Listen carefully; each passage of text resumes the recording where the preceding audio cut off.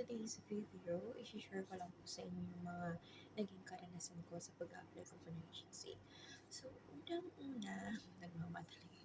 So, unang-una, dapat kung mag-a-apply man kayo ng agency, dapat hindi kayo matakot magtanong. Tanungin nyo kung pagdating nyo sa Manila, may libre ba?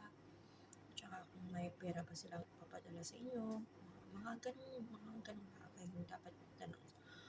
So, kaya ko sinabi ito kasi yung experience ko nung nag-apply ako ng agency. Nung nag-lecture na yung agent ko, parang wala lang. Kung may pepperma lang ako. Sinabi niya sa akin na, okay Grace, punta tayo dito, magpa-medical tayo, magpa-picture tayo. At saka nung lumabas na yung medical na okay ako for flight to Manila, nag-send na siya ng message sa akin na dapat yung luggage mo 7 kilos, yung handbag mo 7 kilos lang, at saka dapat may pera ka na ganitong halaga, I think 3,000 or 5,000, hindi ko na matandaan talaga. So, ayun, parang na-confuse ako, akala ko ba libre, kasi sabi nila pag agency ka, libre, pero hindi, okay magdala ng pera. Kaya nagtanong-tanong ako sa mga kaibigan ko kasi since marami akong kaibigan sa abroad, nagtanong ako sa kanila. Sabi nila sa akin na, Grace, kung porsigido ka talaga mag-abroad, yung 5,000 na yan, dapat pasobrahan mo. Kung may mauutahan kang malaki, mas maganda kasi hindi mo alam kung anong mangyayari sa'yo sa Manila. Kaya nakinig ako sa kanila. Gumawa ko ng paraan para lang makahiram ng pera. Malaking bagay talaga na may hawak ang pera, no?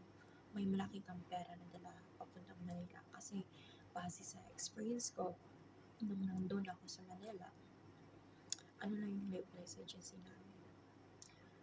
I mean sa accommodation, bigas lang.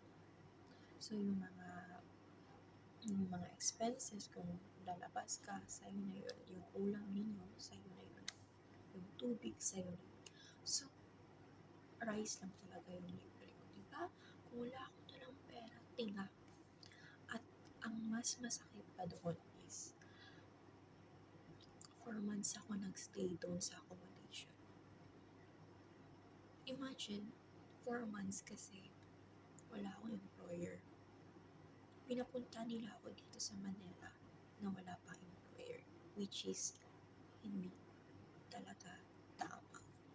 Kaya kung may bala kayong mag-apply ng agency, itanong nyo sa kanila na may employer na po ba ako bago ako pupunta ng Manila. Dapat nyo itanong sa kanila kasi yung experience ko sa Manila na wala pa akong employer, paubos na yung budget ko. Grabe, parang gusto ko na talagang give up. Tumawag na ako sa family ko na wala na akong pera, uuwi na lang ako dyan. Pero sabi ng mama ko, hindi, malaki na yung nag-asta mo. Ano na lang, pray ka na lang anak, pray ka na lang na sana bigyan ka ng employer. Pero thanks God, yung alam mo yung feeling na malapit na talaga maubos yung pera mo, dun ka pa talaga nagka-employer. Yung time na yun, sobrang nagalit talaga ako sa agent ko dun sa Bukidnon. Taga Bukidnon ako dun sa Bukidnon. Nagalit ako sa kanya. Minessage ko siya na, bakit ganito ma'am? Sa susunod kung may mag-a-apply man, kung may bago kayong aplikante, sana bago nyo sila ipabiyahe dito sa Manila, dapat may employer na sila. Kasi ma'am, yung 15,000 na dala ko dito sa Manila with inform, mas kulang pa. Imagine, kanin na yung libre, yung tubig, yung ulam, yung mga expenses yung papunta, kung may bala kayong lumabas. Kasi may need mo pang i-comply mga, basta may mga requirements pa din. So, expenses mo yun, except lang sa medical. Kung ipapa-medical ka nila, except lang. Ngayon guys, yung 15,000 ko, kinulang pa talaga. Kahit sana talaga akong humiram para lang magkapera ako, para lang matustusan ko yung sarili ko dito. Hindi talaga maganda yung sitwasyon ko doon. Kaya nung nagka-employer na ako, sobrang talaga, umiyak talaga ako kasi yung yung feeling na 4 months ka nag-stay sa accommodation, paubos na yung pera mo, tsaka ka pa so your blessings in disguise talaga yung nangyari sa akin, ano. Kaya ayun guys, quick video lang po ito. Yung una nyo gawin is dapat alamin nyo yung agency nyo, alamin nyo yung agency nyo na dapat sila rehistrado.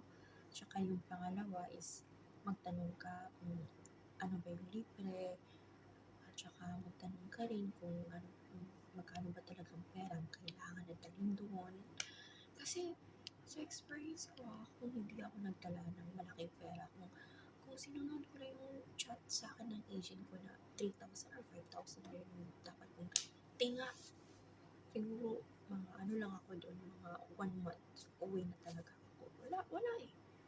Kung wala kang pera, wala kang kakainin. Yun yung masakit. Kaya dapat siguraduhin mo na itanong nyo rin sa kanila na dapat o kung may employer na ba kayo bago kayo pumunta ng Manila. Yun lang. Yun na yung isi-share ko. Kaya kung may tanong man kayo sa akin, comment down below na lang. Tsaka yung next video ko naman, isi-share ko sa inyo ano ba dapat pwede natin dalhin papuntang Manila, or ano ba dapat pwede natin dalhin papunta ng abroad. Thank you for watching. God bless.